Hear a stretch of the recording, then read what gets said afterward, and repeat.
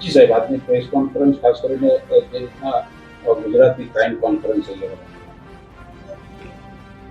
આજરોજ ખેડા પોલીસ અધિક્ષકની કચેરીમાં રાજ્ય સ્તરની એક ક્રાઇમ કોન્ફરન્સનું આયોજન કરવામાં આવી હતી. દર મહિને ગુજરાત રાજ્યના વરિષ્ઠ પોલીસ અધિકારીઓ, પોલીસ ભવનના અધિકારીઓ, તમામ પોલીસ કમિશનર્સ અને તમામ રેન્જ વડાઓની સાથે આપણે એક ક્રાઇમ કોન્ફરન્સ રાખીએ છીએ. અને આ ક્રાઇમ કોન્ફરન્સ દરમિયાન ગયા માસમાં જે કંઈ ક્રાઇમ થયા છે, જે કંઈ પોલીસના વિષય ઉપરના જે કંઈ પ્રશ્નો ઉપસ્થિત થયા હોય તે બાબતે ચર્ચાઓ કરવામાં આવે છે. એટલે આજની ક્રાઇમ કોન્ફરન્સમાં પણ તમામ અધિકારીઓ હાજર રહ્યા હતા અને ગયા માસમાં જે ક્રાઇમ બન્યા છે અને જે કંઈ પ્રશ્નો ઉપસ્થિત થયા છે તે અંગેની ચર્ચાઓ કરવામાં આવી. મને જણાવતા ખૂબ આનંદ થાય છે કે મોટાભાગની જે અમદાવાદ શહેર હોય કે સુરત શહેર હોય કે વડોદરા હોય, 4 પોલીસ કમિશનરેટ તમામ જિલ્લાઓમાં ગયા માસમાં ક્રાઇમ અંકુશમાં રહ્યા છે. ક્રાઇમના ફિગર ઉપર હું જવા માંગતો નથી, કેમ કે અમે લોકો બધા એમ માનીએ છીએ કે પોલીસની કામગીરીની જે વ્યવસ્થાઓ છે, પોલીસની કામગીરી કરવાની જે શૈલી છે, જે કાર્ય પદ્ધતિ છે, એ બધું વ્યવસ્થિત કઈ રીતે થાય, એ બધું સુદૃઢ કઈ રીતે થાય અને કઈ રીતે વધુ અસરકારક, પરિણામલક્ષી અને પ્રજાલક્ષી કામગીરી ગુજરાત પોલીસ તરફથી થાય એ અંગે વધારે ચર્ચાઓ કરવામાં આવે છે. ક્રાઇમની આંકડાઓની પણ ચર્ચા તો થાય જ છે, પણ ક્રાઇમની આંકડાથી વધુ મહત્વ કદાચ પોલીસની કામગીરી કરવાની જે રીત છે, જે એટીટ્યૂડ છે, જે માઇન્ડસેટ છે, એ ઉપર વધુ ચર્ચાઓ કરવામાં આવે છે. અને જે વ્યવસ્થાઓ કઈ રીતે વધુ સુદૃઢ બનાવીએ તે અંગે વિચાર વિમર્શનું આપણે કરતા હોઈએ છીએ. એટલે આ પ્રકારની એક બ્રેન સ્ટોર્મિંગ સેશન વરિષ્ઠ પોલીસ અધિકારીઓ સાથે એક દિવસનો થઈ જાય છે અને એમાં ભવિષ્યમાં શું રણનીતિ છે, ભવિષ્યમાં કયા પ્રકારનું પોલિસીઝ આપણે અપનાવી શકીએ અને જે પોલિસીઝ છે એને કઈ રીતે ઇમ્પ્લિમેન્ટ કરી શકીએ તે અંગે ચર્ચા કરવામાં આવી છે. જે વખતે જે ગયા મહિનામાં જે આજે સમીક્ષા કરવામાં આવી એ સમીક્ષાનું થોડુંક આપણે આંકડાકીય માહિતી ચોક્કસ આપવા માંગુ છું કે ગયા માસમાં, એટલે કે આપણે માર્ચ મહિનાની વાત કરીએ છીએ કે માર્ચ 2025માં ગુજરાત રાજ્યના દરેક એકમ તરફથી જે ખૂબ લાંબા સમયથી નાસ્તા ફરતા તહોમતદારો છે, આરોપીઓ છે, એને પકડવા માટેની ખાસ ઝુંબેશ દરેક એકમમાં થતી હોય છે. અને ફક્ત એક માસની વાત કરીએ તો માર્ચ 2025માં ગુજરાત રાજ્યના આશરે 400 જેવા નાસ્તા ફરતા આરોપીઓને ગુજરાત પોલીસ દ્વારા અટક કરવામાં આવી છે. અને આ 400 પૈકી 222 તો એવા હતા જે 1 વર્ષથી વધુ સમયગાળા દરમિયાનથી એ લોકો નાસ્તા ફરતા હતા. ખૂબ લાંબા સમયથી એ લોકો નાસ્તા ફરતા હતા, પોલીસના ચંગુલથી બહાર હતા. એ લોકોને પકડી પાડવા માટે ગુજરાત પોલીસને ગયા માસમાં સફળતા મળી છે. એની સાથે સાથે આમ જનતાની સાથે એક સંબંધ અને સંકલન બને તે હેતુથી એક પ્રોજેક્ટ છે ગુજરાત પોલીસની, જેને આપણે કહીએ છીએ 3 વાત તમારી 3 અમારી. અને એ પ્રોજેક્ટ અંતર્ગત ગુજરાત રાજ્યના દરેક પોલીસ સ્ટેશન, દરેક પોલીસ ચોકી, દરેક પોલીસ આઉટપોસ્ટ દર 2 મહિને એક વખત આમ જનતા સાથે મુલાકાત કરતી હોય છે, મીટિંગ્સ કરતી હોય છે. અને એ લોકોની જે કંઈ અપેક્ષાઓ છે, એ અપેક્ષાઓ શું છે, પોલીસ તરફથી આ લોકો કયા પ્રકારની કામગીરીની કઈ વિષય ઉપર વધુ ભાર મૂકવા માટેની આ લોકોની અપેક્ષા છે તે જાણવા માટેને આ પ્રયત્ન આ પ્રોજેક્ટ મારફતે કરવામાં આવે છે. એટલે ગયા માસમાં ટોટલ 1,500થી પણ વધુ આ પ્રકારનો 3 વાત તમારી 3 અમારીનો કાર્યક્રમ ગુજરાત રાજ્યના અલગ અલગ પોલીસ સ્ટેશનોમાં, પોલીસ ચોકીઓમાં કરવામાં આવી હતી. અને એનાથી સ્થાનિક પ્રશ્નો શું છે, એ સ્થાનિક પ્રશ્નોથી પોલીસ અધિકારીઓ માહિતગાર થાય અને પછી એનો નિકાલ કરવા માટેનો પ્રયત્ન કરતા હોય છે. બીજી પ્રજાલક્ષી એક ખૂબ ફ્લેગશિપ પ્રોજેક્ટ જે ગુજરાત પોલીસની છે, જેમ અત્યારે બધાએ જાણે છે, જેને આપણે નામ આપ્યું છે 13 તુજકો અર્પણ. તે માર્ચ મહિનામાં, માર્ચ 2025માં ગુજરાત પોલીસ તરફથી 13 તુજકો અર્પણના આશરે 772 કાર્યક્રમો સમગ્ર રાજ્યમાં કરવામાં આવી. અને આ કાર્યક્રમ થકી આશરે 25 કરોડ રૂપિયા વર્થ પ્રોપર્ટી લોકોને પાછા આપવામાં આવી અને ખૂબ ઉલ્લેખનીય કામગીરી ગુજરાત પોલીસ તરફથી આ પ્રોજેક્ટની 13 પુષ્પો અર્પણમાં થઈ છે. એની સાથે સાથે અત્યારે એક મોટો પડકાર સાયબર ક્રાઇમનો છે અને સાયબર ક્રાઇમમાં ને પડકારને ઝેલવા માટે આપણે ક્રાઇમ જે દાખલ થાય છે એનો ઇન્વેસ્ટિગેશનની સાથે સાથે ગુજરાત પોલીસના અલગ અલગ એકમોમાં અવેરનેસ કાર્યક્રમો પણ આપણે કરતા હોઈએ છીએ અને જે લોકો સાયબર ફ્રોડમાં પૈસા ગુમાવ્યા હોય એ લોકોને પૈસા પાછા ત્વરિત મળે એ અંગેની પણ વ્યવસ્થાઓ ગુજરાત પોલીસ તરફથી કરવામાં આવી છે અને ફક્ત માર્ચ 2025માં આશરે 13.35 કરોડ રૂપિયા સાયબર ફ્રોડમાં જે ગયા હતા એ લોકોને પાછા આપવામાં આવી છે. ગુજરાત રાજ્યમાં છેલ્લા કેટલાક સમયથી વ્યાજખોરો વિરુદ્ધ પણ એક ઝુંબેશ દરેક જિલ્લાઓમાં કરવામાં આવી છે. એટલે એ ઝુંબેશ અંતર્ગત માર્ચ 2025માં કુલ 64 FIR દાખલ કરવામાં આવી અને આ 64 FIRમાં આશરે 100 જેવા લોકોને અટક પણ કરવામાં આવી અને અસરકારક કાર્યવાહી એ લોકોની વિરુદ્ધમાં કરવામાં આવી.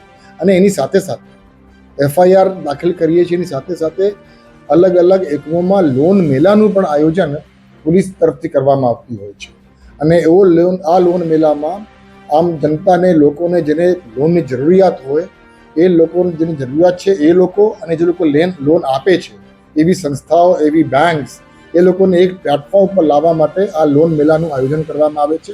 એ માર્ચ મહિનામાં એવા 31 લોન મેળાનું આયોજન પણ ગુજરાત પોલીસ તરફથી કરવામાં આવી.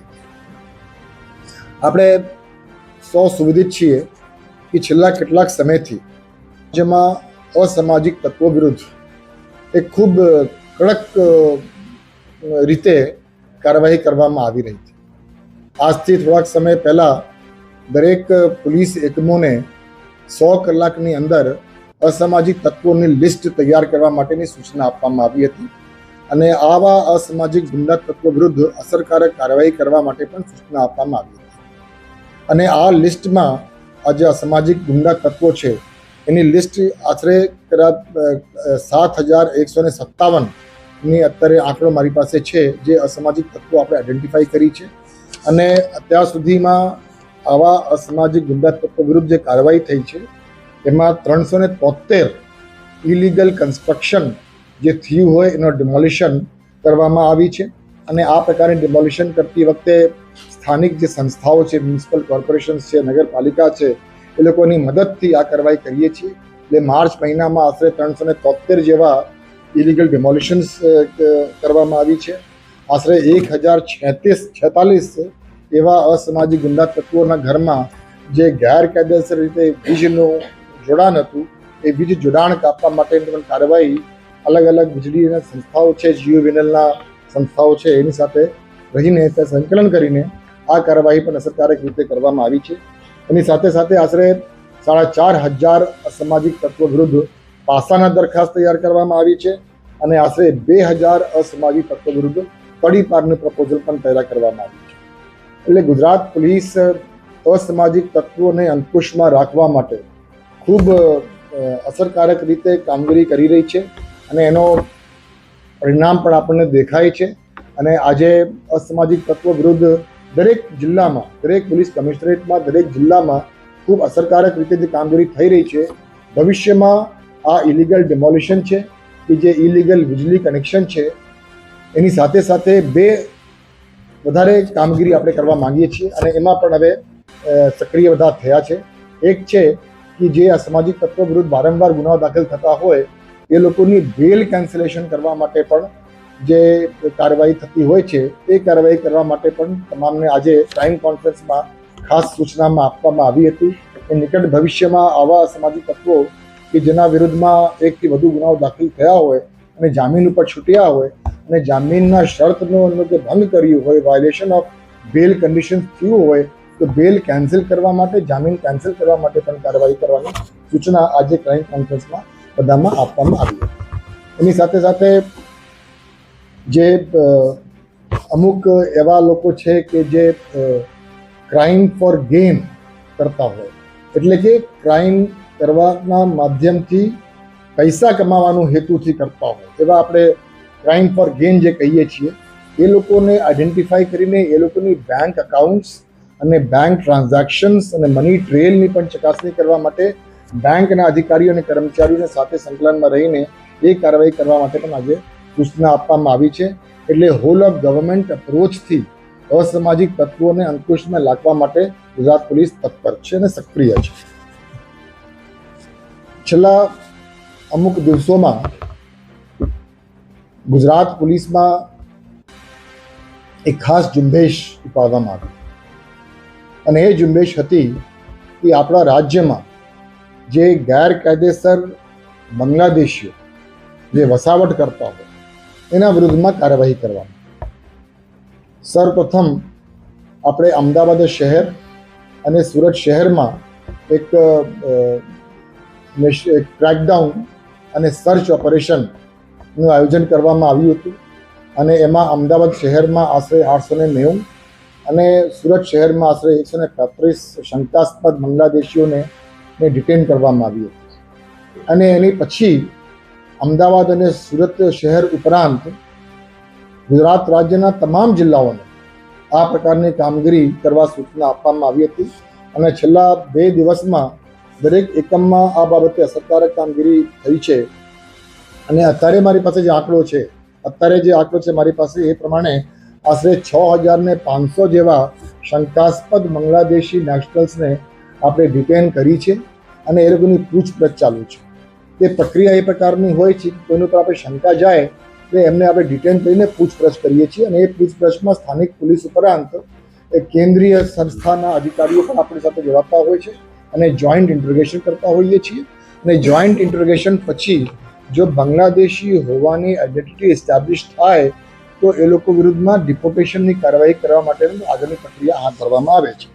એટલે અત્યાર સુધી ઓલરેડી ગુજરાત રાજ્યમાં 450 જેવા પ્રસ્થાપિત બાંગ્લાદેશી નાગરિકો તો ઓલરેડી પૂછપરછ દરમિયાન આઈડેન્ટિફાઈ થઈ ગયા છે કે ખરેખર એ બાંગ્લાદેશી છે અને ગેરકાયદેસર રીતે એ લોકો અત્યારે અહીંયા રહી રહ્યા છે. બાકીની પૂછપરછ ચાલુ છે. એ પ્રક્રિયા થોડીક લાંબી પણ હોય છે. એ પ્રક્રિયામાં બહુ ઊંડાણથી તપાસ કરવાની હોય છે. એ સમય માંગી લેતી હોય છે. પણ ગુજરાત સરકાર અને ગુજરાત પોલીસ એ વાતનું પ્રતિબદ્ધ છે કે આપણા રાજ્યમાં જે પણ ગેરકાયદેસર બાંગ્લાદેશી વસાવટ કરતા હોય એ લોકોની વિરુદ્ધમાં નિયમની દાયરામાં કાયદેસરની કાર્યવાહી કરવા માટે આપણે બધા સક્રિય છીએ. જે 400 જેવા બાંગ્લાદેશીઓ પ્રસ્થાપિત થયા છે એના આપણે વાત કરીએ તો આશરે અમદાવાદમાં 150, સુરત શહેરમાં આશરે 100 અને સુરત ગ્રામ્યમાં આશરે 60 અને ભરૂચ જિલ્લામાં 32. અને એ ફિગર હવે એ ડાયનેમિક ફિગર છે કેમ કે પૂછપરછ દરમિયાન જે કે નીકળતા હોય એ ફિગર પણ વધવાની શક્યતા રહેલી છે. અને એ શક્યતાઓ જે અત્યારે તપાસ થઈ રહી છે એમાં પૂછપરછમાં અલગ અલગ જગ્યાએથી જે રિપોર્ટ્સ આવી રહ્યા છે એ રિપોર્ટ્સ પ્રમાણે એમાં જે સંખ્યા છે એ સંખ્યા પણ વધવાની શક્યતા છે. એટલે ટૂંકમાં ગુજરાત પોલીસ તરફથી ક્રાઇમને કંટ્રોલ કરવા માટે, લો એન્ડ ઓર્ડર અંકુશમાં રહે તે માટે, પ્રજાલક્ષી સિટીઝનશીપ ઓરિએન્ટેડ કામગીરી થાય એ માટે, અસામાજિક તત્વો વિરુદ્ધ લાલ આંખ કરીને કેમ કડક રીતે અસરકારક કાર્યવાહી કરીએ એ માટે, અને છેલ્લે અત્યારે આપણે જે મેં વાત કરી કે ગેરકાયદેસર રહેતા બાંગ્લાદેશીઓ વિરુદ્ધમાં કાર્યવાહી કરવા માટે ગુજરાત પોલીસ તત્પર છે. અને આજની ક્રાઇમ કોન્ફરન્સમાં એ તમામ બાબતો પર ખૂબ ઊંડાણપૂર્વક ચર્ચા કરવામાં આવી છે. તમામ વરિષ્ઠ અધિકારીઓની જે કંઈ આ બાબતે વિચારો છે એ વિચારો અંગે એક સાથે બેસીને એક બ્રેન સ્ટોર્મિંગ સેશનના માધ્યમથી ગુજરાત પોલીસ વધુમાં ભવિષ્યમાં એ રીતે વધુ અસરકારક રીતે પરિણામલક્ષી અને વધુ પ્રજાલક્ષી કામગીરી કરી શકે એ બાબતે ચર્ચાઓ કરવામાં આવી હતી. સર, ચંડોળા તળાવની અંદર અવારનવાર બાંગ્લાદેશી ગણપાતા હોય છે, કોઈ નક્કર કામગીરી કેમ નથી કરવામાં આવતી? મેં હમણાં જ આપને વાત કરી કે અમદાવાદ શહેરમાં તે દિવસે જે ક્રેકડાઉન અને સર્ચ ઓપરેશન કરવામાં આવ્યું એ સર્ચ ઓપરેશન ચંડોળા તળાવ વિસ્તારમાં જ કરવામાં આવી હતી. અને એમાં આશરે 890 જેવા બાંગ્લાદેશી શંકાસ્પદ જે હતા એ લોકોને ડિટેન કરીને અત્યારે પૂછપરછ કરવામાં આવી રહી છે. અને ગુજરાત સરકાર એ વાતથી એકદમ મક્કમ છે કે આ જે પ્રશ્ન છે એ પ્રશ્નનો ઉકેલ લાવવા માટે ફક્ત એક પોલીસનો પ્રોબ્લેમ નથી, અને એ પોલીસની સાથે સાથે અલગ અલગ જે કંઈ સંસ્થાઓ છે એ તમામ સંસ્થાઓને તમામ સ્ટેક હોલ્ડર્સને સાથે રાખીને એ પ્રોબ્લેમનો સોલ્યુશન કાયમ માટે આવે એના માટે પ્રયત્ન આપણે કરી રહ્યા છીએ. સર, કેટલા પાકિસ્તાની વિઝિટર વિઝા પર આવેલા અને કેટલા લોકોને રિટર્ન કર્યા? મારી પાસે ચોક્કસ આપણે આંકડો નથી, પણ મને જ્યાં સુધી ખબર છે ત્યાં સુધી શોર્ટ ટર્મ વિઝા ઉપર જે 7 પાકિસ્તાનીઓ હતા એ 7 પાકિસ્તાનીઓ જતા રહ્યા છે. સર, બીજો એક સવાલ કે ગોંડલને મિર્ઝાપુરનું વિરોધ મળ્યું છે. આ વિરોધ મળવું એ ચોક્કસથી કાયદોની વ્યવસ્થાની સ્થિતિ પર સવાલ ઉભો કરે. ગોંડલના જે બનાવ છે એ અંગે એક ગુના દાખલ કરવામાં આવી છે અને મારી પાસે છેલ્લી જે માહિતી છે એ મુજબ 10 આરોપીઓને અટક પણ કરવામાં આવી છે અને પોલીસ ત્યાં કામગીરી કરી રહી છે.